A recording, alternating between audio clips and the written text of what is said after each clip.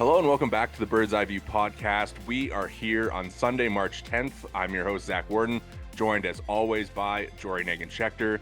And we are here today to do something a little bit different. We are going to be previewing the Canadian baseball scene for 2024. And no one better to join us than the lead writer at Canadian Baseball Network, host of the Canadian Baseball Network podcast, Matt Betts. Matt, thanks so much for taking the time to join us today. Yeah, thanks for having me. I'm used to being on the other side, so this is interesting. Always good to flip sides. Always good to get sides on our experience on both sides of the mic. So I guess, we couldn't have timed this any better as far as some Canadian baseball news, because Joey Votto, the prince of Canadian baseball, is officially a Toronto Blue Jay as of last night. He's out there this morning giving quotes, wearing number 39, I believe, to start. I guess before we kind of get into everything, what has been your takeaway of the whole Joey Votto situation? Yeah, it's fun if nothing else, that's for sure. I initially said that I didn't know if there was a fit here for Joey Votto. But the more I look at it, I'm starting to kind of maybe see one and how this could play out. But again, it's essentially a tryout, and he admitted that. And it's funny to hear Joey Votto trying out, but it's exciting for Canadian baseball fans. And I think yeah, it's going to be interesting to see how the next couple of weeks play out as he kind of moves forward with the organization. Yeah, I guess it's interesting, especially to hear him kind of talk about where he's saying, I'm a minor league player and he expects to start in the minor leagues. It's kind of funny to imagine him being like, yeah, I'm going to go start the year in Buffalo. How do you think, like you mentioned, obviously when you look at it, obviously there might not be a fit between kind of, Spencer Horwitz, Daniel Vogelbach on the roster competing for that last spot. How do you think a guy like Joey Votto might approach going to the minor leagues to try and earn his way onto the team? Well, he spent a lot of time in the minor leagues last year when he was coming back from that shoulder injury. So, and obviously he's okay with it. I mean, it sounds like he reached out to Ross Atkins about this opportunity. So he kind of knows what he's getting into. Um, and again, yeah, you mentioned two guys there, Spencer Horwitz and Daniel Vogelbach. I think Votto brings more to the table at this point for a team that's looking to compete than those two guys. Vogelbach, obviously the power off the bench, left-handed as well. But Joey Votto over the course of his career has been an on-base machine. I think he has a 409 career on base. Still has power. He hit 14 home runs last year and 200 something at bats. So the power is still potentially there. And he talked a lot about that shoulder injury and how it hampered him. If you go back to his 2021 season before all this kind of started, it was still pretty impressive. So, you got Justin Turner at 39 years old. Why not Joey Votto? Listen, nothing wrong with a little bit of veteran presence. I mean, Matt, the obvious question is, do you think he cracks the team at any point? Because, of course, with that glut of guys that seemingly are going to be in that DH mix, it seems like there might not be a place for Votto, or do you see him making his way from the minor leagues to the Blue Jays at some point? And that's why I kind of was hesitant at first. You see Justin Turner's not going to play a lot of defense. He's probably going to take most of his at bats at DH. Vladdy's going to need that DH spot throughout the season. A guy like George Springer's going to need that. Based on he's aging a little bit now and he's had some health issues and playing every day in the outfield may not be as possible as it once was. But they do need a lefty off the bench. And Votto does provide, as far as Vogelbach, more defensive, a little bit of a defensive versatility at first base. Vladdy needs to come into the lineup. Someone struggling needs a few days off. He can fill that role. It just kind of, I think, depends on, is he comfortable with the role that he's going to get, because it's not going to be a huge role, I don't think. But yeah, I could see him cracking this roster. He's like I said, he still had 14 home runs last year. He hit, I think, 208, but I think he could still be useful if he's used in the right way. But it's, comes down to, do the Jays want to use him in that way? Do they want to give those at bats to someone like a Spencer Horwitz? Do they think he needs more time in the minors, more seasoning in the minors? And then there's the whole, intangibles, the clubhouse presence, all that sort of stuff. The PR for the Blue Jays, I know that's not on field, but that's certainly going to be interesting to hear Joey Votto talk all year. I'd love to see that, but there's a lot of different things I think that he can impact his team if he accepts the role, which it looks like he's willing to, and the Jays want to give it to him. I think after the offseason that the Blue Jays had, like, this is just a massive win for them to be able to get him in. Even if it doesn't end up necessarily having that on-field impact, there's certainly got to be a ton of off-field value to bringing him, whether it's in the clubhouse or I guess just from a marketing perspective as well. But also one thing I'm kind of curious to get your thought on is just what it does represent for Canadian baseball as far as having one of the best. I mean, he'll be the best Canadian to ever play for the Blue Jays.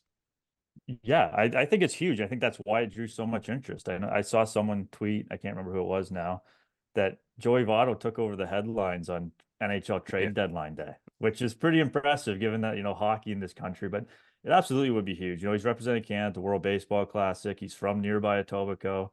I just saw a tweet right before we hopped on here about him talking about wearing a bib when he was little, and I just saw the photo of him wearing a Blue Jays bib. So it's kind of like the John Tavares when he was, that picture of him in bed with the Leafs comforter on him. Yeah, it's definitely huge for Canadian baseball, and just the personality that he brings. He's a very outgoing guy. He's going to draw a lot of attention in that way, and it's going to be fun for the fans, I think, if he does crack this roster. Yeah, all the shopping cart tweets from him, I guess, are done for now, even though that was kind of fun, but Yeah, yeah. it'll Well, be he might get back to that at some point. Who knows? But if hopefully if after the he's 2024 season. if he's a little bored in Buffalo, he might go on a rampage down there. Yeah, But Publix or whatever that grocery store Yeah, is. watch out, Walmart or something like that. yeah. All right, let's move on from Votto a little bit and talk about some of the other MLB guys. I mean, there's like a ton of influx of talent, both kind of over the past couple years and seemingly coming up in the next couple years. Who are you most excited to watch as far as kind of Canadians that are making their way up into the major leagues this year? I think the one that jumps out is Edward Julian. Kind of see his first. He came up in April last year, but kind of see his first full season getting comfortable in Minnesota. Obviously saw him in the playoffs facing the Jays last year. I think this isn't necessarily an up and coming guy, but I think a really someone that people should be keeping an eye on is Cal Quantrill in Colorado. Kind of got squeezed out in Cleveland. I think it's a great opportunity and a not great opportunity all at the same time for him. He's going to get all the opportunities in the world to pitch in Colorado, but pitching in Colorado isn't exactly always fun, due to obviously the thinner air and the ball flying out of that ballpark. But if he can go there, put up like a 4 something ERA, maybe he translates that into another deal somewhere else. Yeah. But their pitches well on the road, even the way stats are looked at now, that all that stuff factors in. But those are kind of two guys that jump off the page for me. There's some guys that were in big league spring training that I'm sure we'll touch on, that have a chance to come up. But those are two guys. The Nailers, obviously, in Cleveland as well. It's always fun watching the Nailers. Stephen Vogt had some very high praise for Bo the other day, saying the sky's kind of the limit for him. To watch him catching is a tough position, so to watch him kind of get comfortable in that setting, handling the pitching staff, I think the bat's going to come around even more as he gets comfortable. So those two guys as well would be two guys to keep an eye on. To that point about some standout Canadians, it isn't quite necessarily the ceiling that maybe it would have been 10, 15 years ago, but that's not to say that these guys can't reach that point. Do you see any Canadian guys potentially being sleepers for any major MLB awards? Oh, that's a great question. At this point, I would say, does Vladdy count? He was born in Montreal. I mean, Vladdy's going to be, I don't know if you call him a sleeper. We debated before the episode whether or not he counted. We'll let you decide. Yeah, so we'll go Vladdy. I think, a bounce back from Vladdy would be huge for the Jays, but I think he will. He looks like he's in great shape. He looks like he kind of put all the work into the offseason that he needed to. So he's probably the leading guy that I can think of right now, but who knows? Like there's some minor league guys that maybe not this year, but in the future will, definitely challenge for the spotlight. It was kind of an interesting offseason for Canadians because a lot of them were on the move with Abraham Toro getting traded, Michael Soroka, like you mentioned, Cal Quantrill getting traded. I kind of want, or I guess Tyler O'Neill got traded as well. As far as those guys, is there kind of, I mean, you already talked about Quantrill a little bit, but what do you think about having so many guys on the move as I guess it's kind of weird that so many of them were Canadian and got moved. Is there kind of anything or any of those guys that you're really excited to watch with their new teams?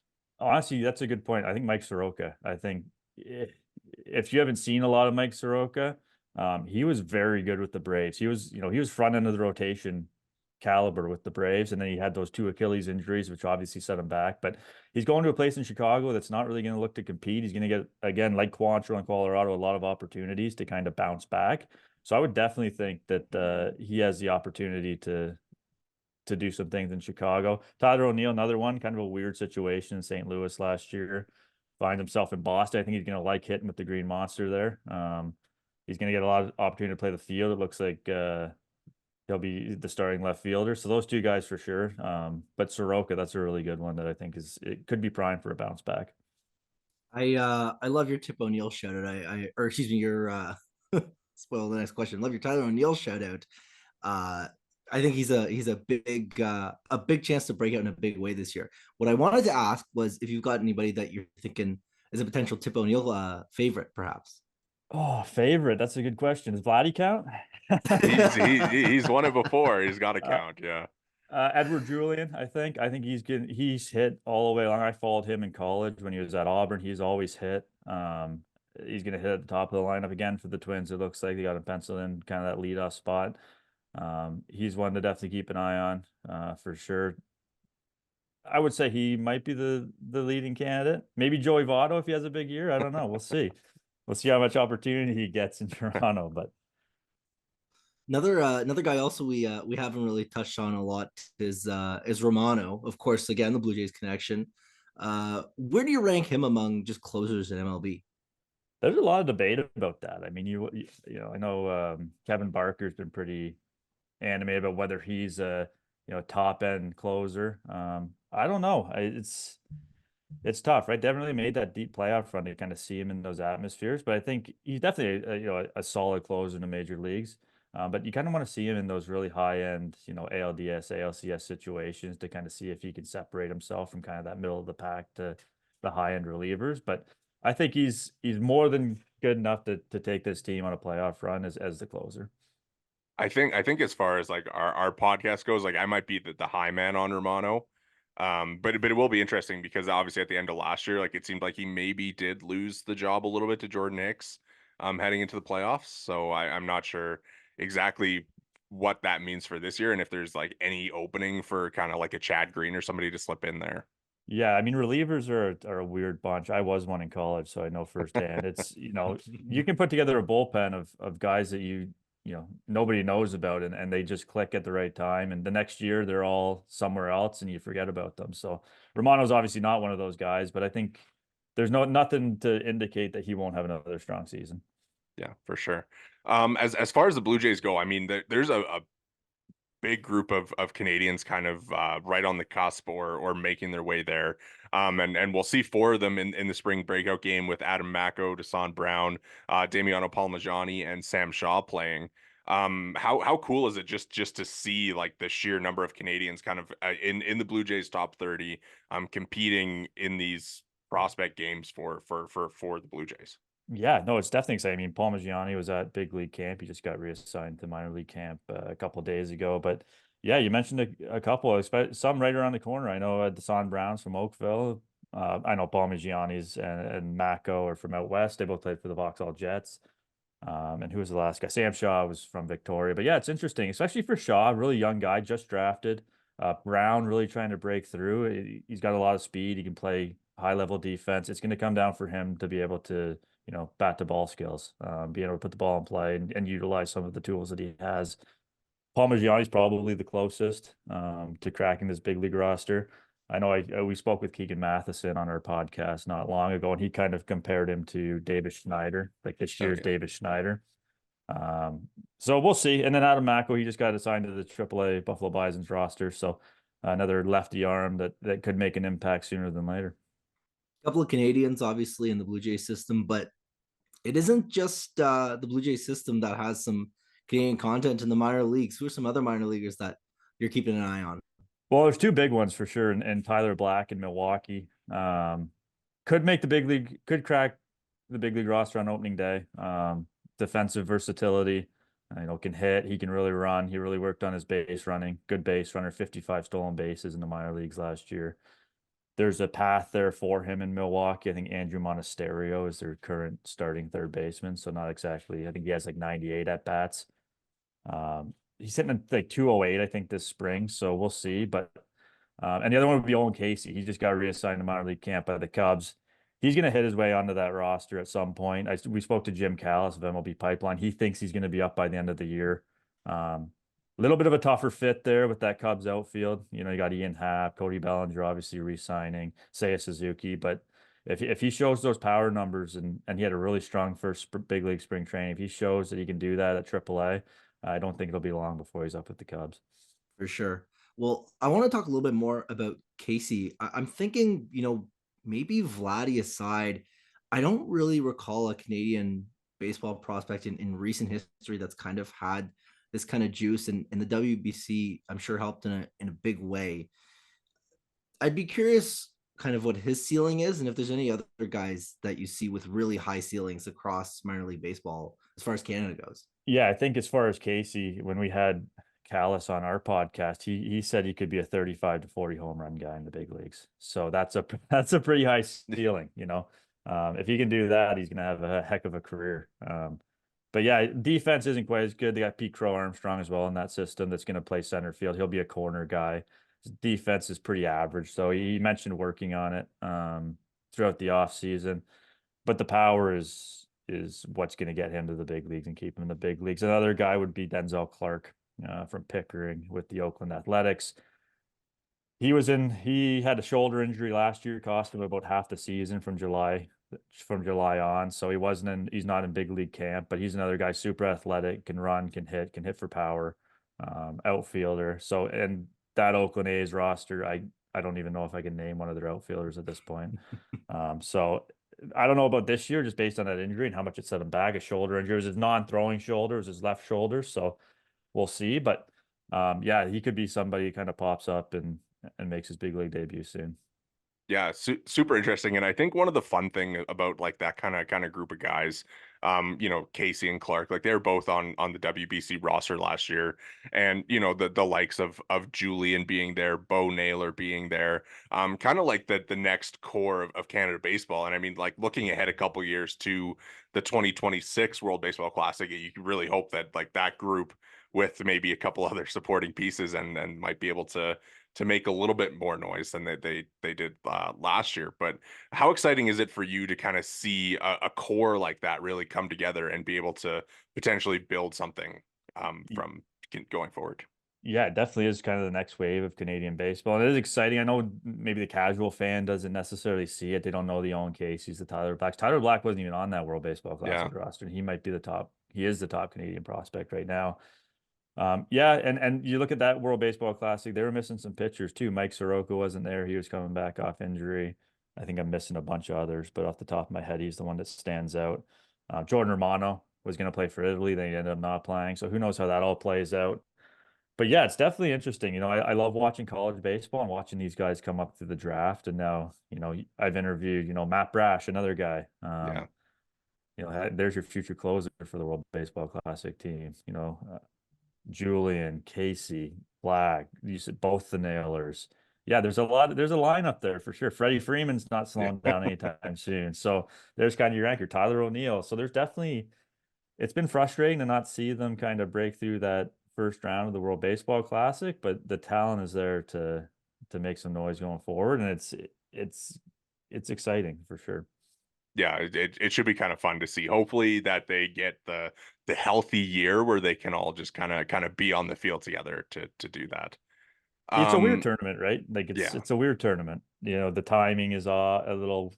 Is that the right time for it? Should be at the end of the year. Should be a mid-season thing, but I don't know. I don't think there's any real best way to go about it. But yeah, hopefully they get the commitment and the health to play in their favor. Yeah, small sample size theater, all that. It's but I think that's kind of what makes the tournament so great is just like the chaos of it. And it feels like Canada's on the cusp of something, either in terms of the generation that's to come or just in terms of being able to swing with some of the bigger dogs. It's tough too when they're in a pool with the U.S. and Mexico. Like it's never easy, right? You play one game against each of them. Anything can happen. I mean, we saw that in 06 when Canada beat the U.S. So Canada's beat the U.S. a few times at the Pan Am Games and the gold medal game in 2015. So it is baseball's one of those sports where it's, it can be a flip of the coin in any one game. So there is a little bit of luck involved as well. As far as kind of looking ahead to maybe that team or just kind of like the next generation, I mean, we kind of touched on, I think, the guys who are the closest to the majors. Are there any kind of lower level minor guys that you think have a chance of popping this year and kind of joining that list?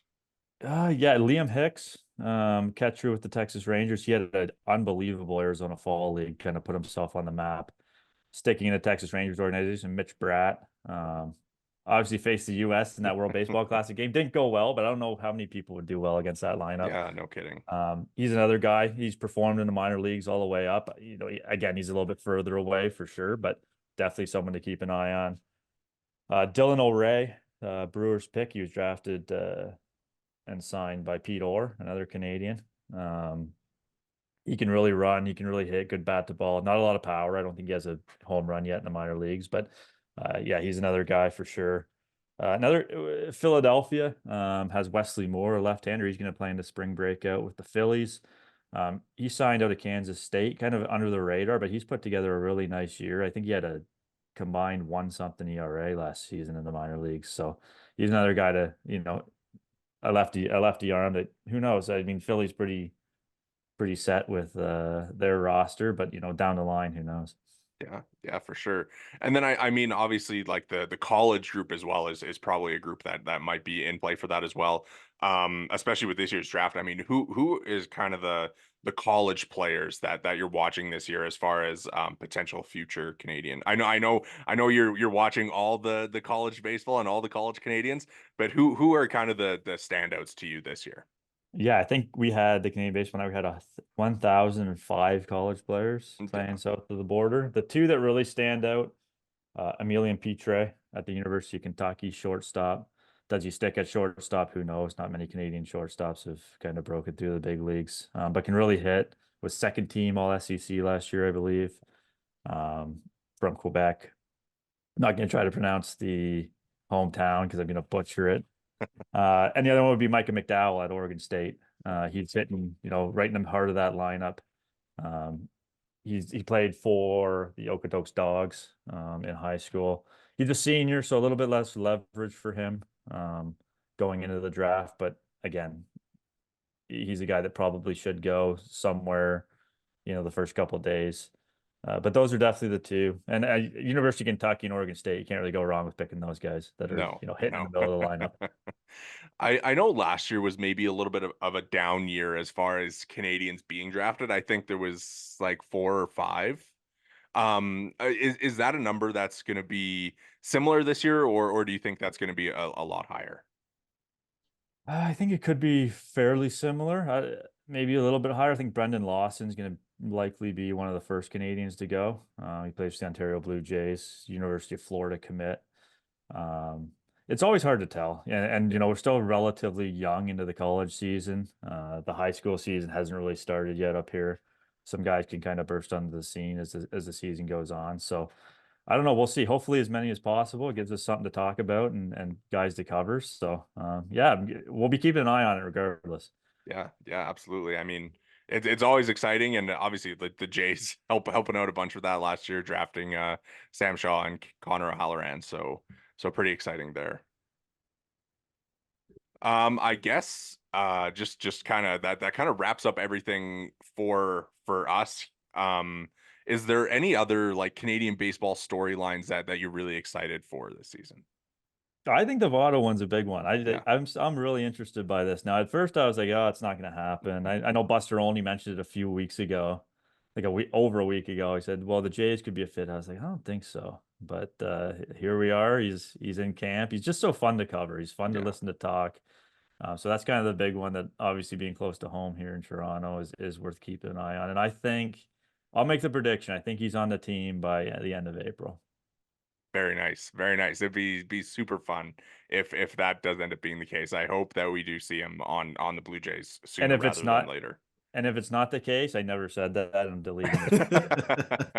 Said what? I have Wait, no idea what you're talking Yeah, about. yeah. this episode will be lost to the internet. But when it goes on the internet, it never truly goes away. You got to That's learn true. that. That's true. Yes, So, exactly. All right. Well, Matt, thank you so much for your time. This was great. Really enjoyed getting the chance to talk some Canadian baseball, and really excited for the season this year. yeah, thank you. Anytime I can talk Canadian baseball is a good day. So I appreciate it. Perfect. Well, that was Matt Betts, lead writer at Canadian Baseball Network, host of the Canadian Baseball Network podcast, and you can find him on Twitter or X at Betsy41. All right, we are back. Thanks again to Matt. Great conversation with him. Love chatting Canadian ball. Obviously, love chatting some Edouard Julien. I know didn't necessarily do a ton of that, but he is, of course, a podcast favorite here. And love chatting some Joey Votto too, who, as we're seeing on Twitter as we hit the record button, is taking some hacks for BP. Very cool seeing him in a Blue Jays uniform. I'm not gonna lie, it doesn't feel real still. Imagine the Blue Jays adding him and Justin Turner like 5 years ago. World Series champs, baby. Actually, that 2019 team was pretty bad. They're probably replacing like Yangervis Solarte, and I don't even know who their first baseman was at that time. It might have been Justin Smoke, but I don't think it was. Dark times. That was not a good era of Blue Dark Jays times. baseball. If Dark you times. ever think about this era of Blue Jays baseball and you're a little disappointed, just think of what it could be. What it could be. As far as, I mean, in all seriousness, bringing Votto in, I think Matt was pretty right where it's like a late April thing, or maybe it's not necessarily going to happen. Yeah, well, he talked about in an article with The Athletic. He spoke with I'm gonna maybe mess his name up. Trent Yes, Rosecrans. yes, that would be who he spoke with. And he was like, I'm gonna go down to Buffalo and I'm gonna get ready for the season, and I'm gonna take my time, and I'm gonna come in as a tryout, and I'm gonna try out for this team. And that wording, I think, actually is what encourages me more than discourages me, because if his expectation was I'm competing for a roster spot, then it was never going to happen, right? So his willingness to go down to AAA, start the year in AAA, and wait for basically one of Daniel Vogelbach to falter, wait for maybe Vlad, maybe his injury is worse than it seems, although it doesn't sound bad, thank goodness. Or, maybe somebody else gets hurt. That's where the opportunity arises for him, because right now there's no spot on the major league roster. The 26-man roster is full, assuming that, David Schneider is not going to get sent to AAA for no good reason, assuming that Daniel Vogelbach has made a strong enough impression early going. Unless they're rolling Danny Vogelbach on the bench and Joey Votto on the bench. Which seems a little redundant, but this team, if there's one thing this Blue Jays team knows, it's redundancy. Because when you're talking about guys that play the middle infield or play a million positions and don't hit the ball well, you could be describing about 7 guys on this roster. Anyways, I like the move, obviously. It's really cool. It's a cool moment for the Blue Jays. And we talked about it when we were chatting earlier, just best Canadian to ever suit up in a Blue Jays uniform. And that's cool as hell. Look, it's cool, it's fun, it'll be interesting to watch, and it's a no risk signing, so I don't think that they can really go wrong. I am pretty intrigued to see what ends up happening with him and how he does in Buffalo, whether maybe he comes into spring training and absolutely rakes and they're like, hey, yeah, you're good to start. I mean, obviously Vogelbach's been swinging it, so I don't think that's necessarily a realistic outcome, but he obviously has been weighed down by injuries the past couple of years, so maybe he comes into AAA and is finally fully healthy and able to be himself and is able to really return back to like that 2021 form, or I guess it'd be 2022, but kind of return to being a impact major league player. Yeah, like he wasn't great last year, to put it lightly, but it's not like you got to look to the distant future with Votto. It's not like we're talking 3-4 years ago that he was really exceptional.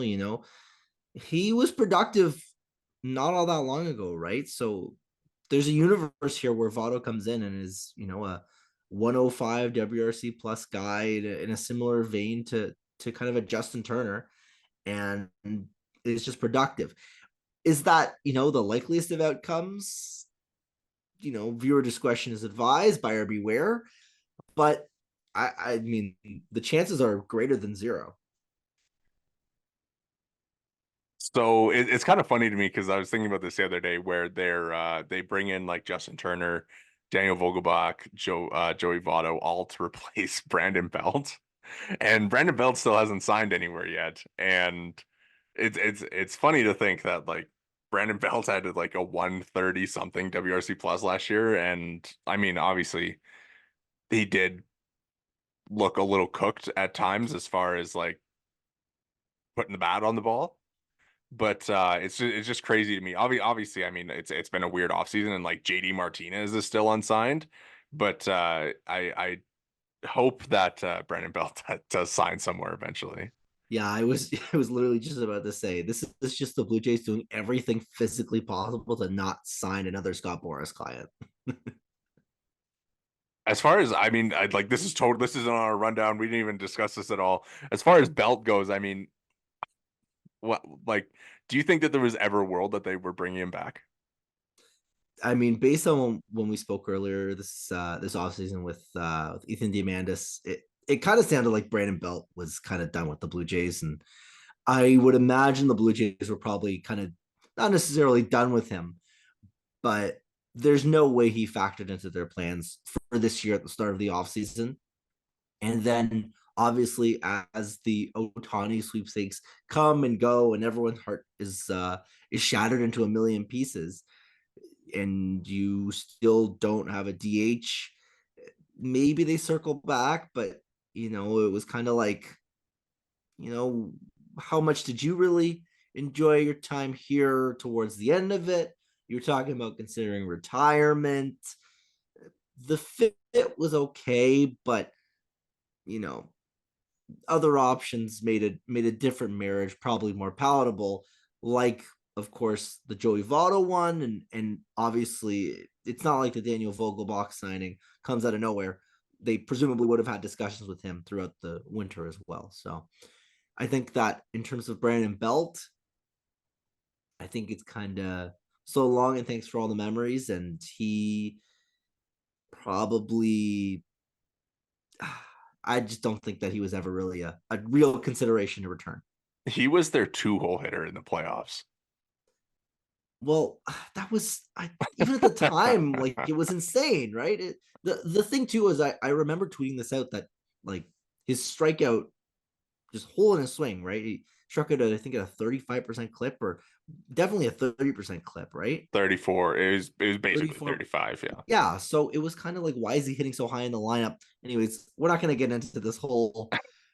It's in the past. We don't It's need to we done for don't now. need to Don't need to relive the rehash Brandon this Brandon again. Belt experience. Yeah. As Wish far him as wish him all the best, but I think that the options on the table now are just listen. I'm not saying before the season starts that he will be DFA'd by June, and I think that's an upgrade on Brandon Belt. yeah, we'll see. We'll see what happens, and hopefully he does sign somewhere. But as far as another guy who has kind of been, I think it's maybe more like fans wanting him. Like there hasn't been any tangible rumors, but JD Davis put on waivers by the Giants. I doubt that he reaches the Jays because he's like an above average major leaguer. But if he does, like, is that a guy that you would want them to claim? Uh, in theory, yes. In practice, again, there's no room. It'd be another. I know he's a third baseman, but you've got a billion infielders still, and it's kind of like he slots in as what maybe you're starting third baseman, but then you've got Isaiah kind of Falefa already on this term, and I think Davis has additional years remaining. I don't think he's just got 1 year left, so it's not really like a clear picture for him to join the Blue Jays, really, right? Like he's kind of, if he was made available, you kind of want him, but it's just he's a little bit too replacement level to be worthwhile. He is I'd say significant, well not significant, but he's an above average major league bat. But I was just looking at his defensive stats and -11 DRS at third base last year. However, +4 OAA, if so. Read into that what you will, but I'm going to choose to believe that whichever one fits my narrative. yeah, I think he's a bad defender at third base, which is kind of been the case by all defensive metrics in every season other than OAA in 2023. So probably would lean on the side that he's a bad defender. And then he's also like one of these dudes that has a pretty good hard hit rate. Like he's a way above average in hard hit rate, but he is also a little bit of a ground ball merchant. So Seen enough of that to know that I don't need more of that. I would prefer him to IKF. Like, I mean, It's so marginal. It's so marginal. I just hate the little part of my brain now that's like, oh, but he sucks at defense. You Whatever. know, Well, I like mean, listen. I am gonna say. I wish I remember the Twitter account, but IKF, one of the early leaders this spring in xWOBA through 15 games played. He's on the list, and Dalton Varsho's on the list. And I wish I remembered the Twitter account, and I can't remember the Twitter account. But IKF, maybe not as much of a dead end as initially anticipated. I know you're yeah. The lack of response kind of tells me all I need to know about that. look, I respect it. There's like I respect the people that are putting together the stats for spring training, but like, you know, it's like it's spring training stuff is so just like I don't know what to do with it ever. Like it's I think the best way to describe how much spring training stats matter was a video that went around yesterday of Byron Buxton hitting a triple and jogging out of the batter's box and just basically not even turning it on at all and kind of just yeah. meekly sliding into like no one's really giving it 100% right now. Like I'll say this, like I just got back from Arizona and I was there for like 2.5 days, saw 5 games. The best baseball game that I saw while I was there was ASU Oregon. Yeah, So that makes sense. a lot of fun, like spring training atmosphere, literally nothing beats it. It's just the most relaxed baseball and it's a really fun just to be in attendance and like be able to see the players that close and see them kind of going through their process and whatever. But I do think as far as like reading into what can happen in the major league season, it's a little bit tough. So with that said, let's read into some spring training stuff. Ricky Tiedemann makes his MLB debut or spring training debut on Saturday against Philadelphia Phillies, goes an inning and a third, 2 hits, 1 earned run, 2 Ks, gives up the home run to Castellanos, but overall looks really good. Great to see him back on the mound. Like I'll just say Really, that. Like yeah. it's good to see him back on the mound pitching. The home run, I mean, like, what are you gonna do? Like it's a MLB veteran taking like a good pitch and putting a good swing on it. No, it was a tank in every sense of the word. But I mean, I'm pretty happy with how that outing went for Tiedemann. I like the I saw it was touched 97.7. It read 98 on the gun on the broadcast. You love seeing that zip on that fastball, and his off speed stuff looked pretty good too. Wasn't really fooling a lot of guys. I didn't see a lot of swings and misses necessarily. You got a handful, but It was a pretty tough Phillies lineup that he yeah, had. like it was their major league lineup more or less, right? I mean, Turner, Harper. He talked about after the game that he had like goosebumps Yeah. facing these guys, and it was like so exciting to be in there like he belonged.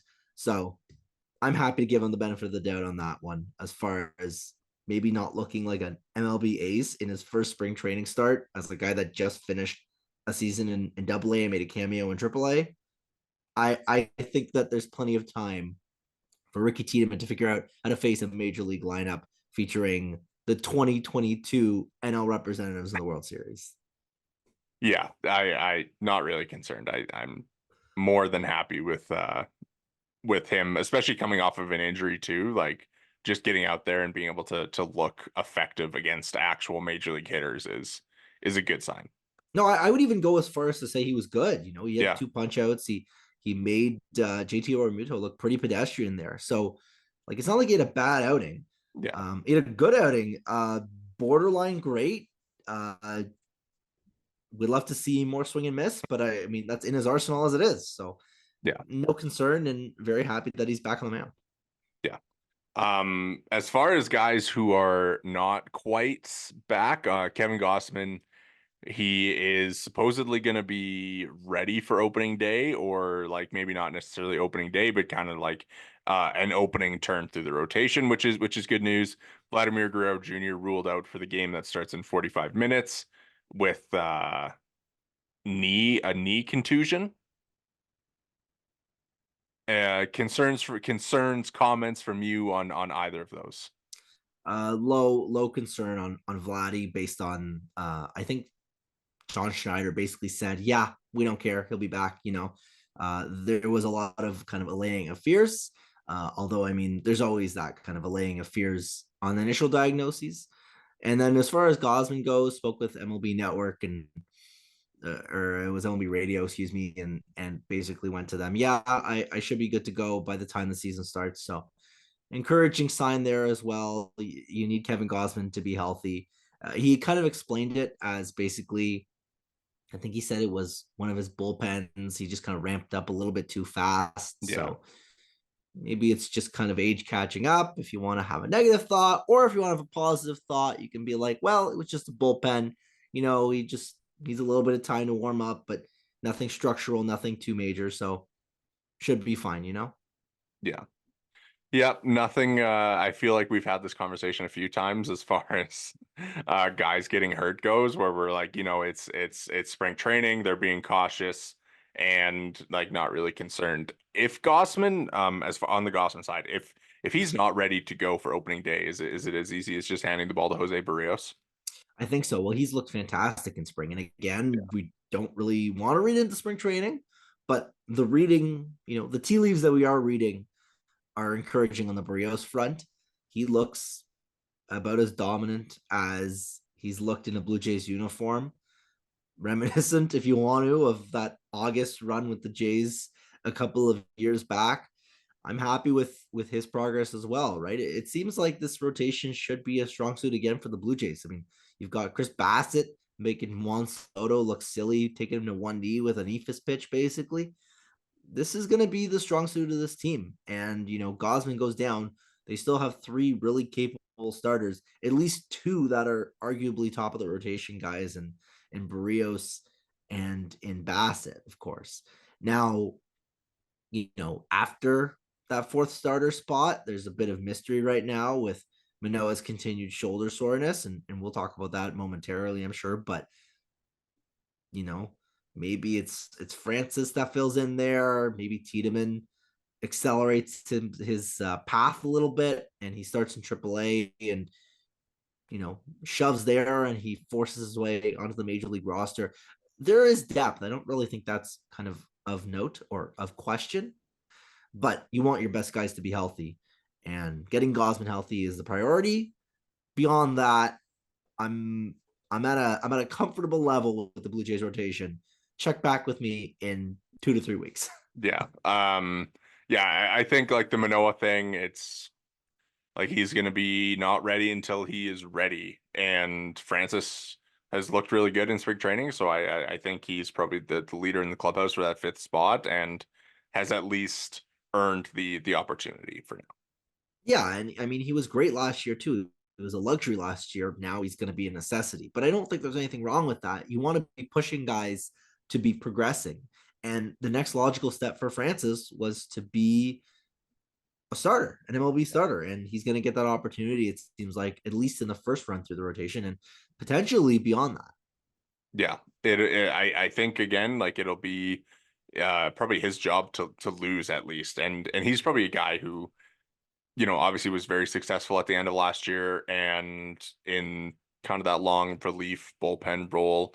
Not necessarily a lot of high leverage spots for him, but if he can come in and give them like, I don't even know how many innings they would want him to throw, but if he could kind of get to like the 100 inning mark with a 4 ERA, I think you'd take that every day of the week. No, absolutely. He's not going to have to be the best pitcher in the bullpen. I mean, obviously last year he wasn't on a statistical basis, even though he had a sub 1 or sub 2 ERA, right? Like Yeah. he got results process wise, take what you will, but he just has to be good enough to be a fifth starter, and I think you're happy. Yeah, absolutely. Just to wrap here before we go, the spring breakout rosters were revealed. We're big, or at least I'm pretty excited for the spring breakout. I think it'll be a pretty exciting game. Last episode we talked with Brannen Delaney trying to project a lineup, and they went a lot younger than I was expecting them to with this, and I think that's really exciting. That Arjun Nimal is on the roster, Jace Borofin's on the roster, like Kasevich, Tucker Toman, Sam Shaw, like a few guys that were drafted last year. Landon Miraudis being on the roster, like that fired me up to see him pitch in a game like that. Other than, I mean, obviously it's really exciting, and I think that it'll be fun. We talked about it with Matt. I mean, 4 Canadian guys. Should be fun. It'll be a fun game no matter what happens. Yeah, exciting group. I want to let you just kind of go give me your kind of takes here, because you have been beating the spring breakout drum for weeks at this point. Like, who are you looking for? Who are you excited to see? Like, personally, for me, it's easy. It's Arjun Namala, want to see the first round pick. And after last week, hearing Brennan kind of be like, watch out for Landon Miraudis, I'm watching out for Landon Miraudis. But you surely will have plenty more nuanced takes than that. I mean, I think it'll be fun to see Barriera. I think he's a really interesting storyline for the Blue Jays this year overall as an organization, kind of getting the mixed results last year between being hurt and not really being able to be on the mound. So I hope that they start him. I think that would be a lot of fun, just kind of like a first round pick out there. I do wonder if like Mako gets a start just based on him being on the 40 man and maybe being the closest to the majors. Like as far as guys who are like starters, I don't think that there'll be like more than an inning, but they do only have like 7-8 pitchers on the roster, so somebody's gonna have to go 2 innings. So whoever that is, it'll be fun. I imagine that they'll kind of give like the older guys the ability to start, like Barger's on the roster, Horowitz, Leo Jimenez, Paul Majani. Like I figure that probably is something close to that starting infield. I'm It's interesting because Brennan mentioned it last week, but I think Tucker Toman is kind of in the same vein as Barriera as an interesting guy to watch this year to see if he can kind of bounce back and put together a good season. So fun to see him on the roster. And then the outfielders, I mean, Emmanuel Bonilla, he got the Blue Jays international spending record when they signed him as a free agent. So it's going to be interesting to see him because he'll start his first year in the US in pro ball in the US this year. So he's another guy that I think will be like kind of you need to watch him basically. Yeah, MLB Pipeline, I think, rated the Blue Jays system. It just came out the other day. Yeah. It was definitely in the bottom. I think it was bottom 24th. third, 24th. So it's not a great system, is basically what I'm trying to get at. But lots of names to watch in prospect land as far as guys to watch in spring break. I'll say that much. Yes, we've we've hit enough prospect stuff over the last couple of weeks between the 2 episodes. So we're gonna run. Thanks again to Matt for joining us today. Really enjoyed having him on. Really enjoyed Canadian Baseball Talk. You can follow him at Betsy41 on Twitter. He is the lead writer at Canadian Baseball Network. And make sure you listen into the Canadian Baseball Network podcast. I'm at Worden_Zach. Jori is at J Negin-Shecter. The pod is at BEV_pod. Follow us, like, subscribe on YouTube, review and rate wherever you listen to your pods. And check us out on Substack as well. We are hopefully going to be putting together some written content there, and all the pods are put up there as well. So thanks so much for listening, and we'll catch you later this week.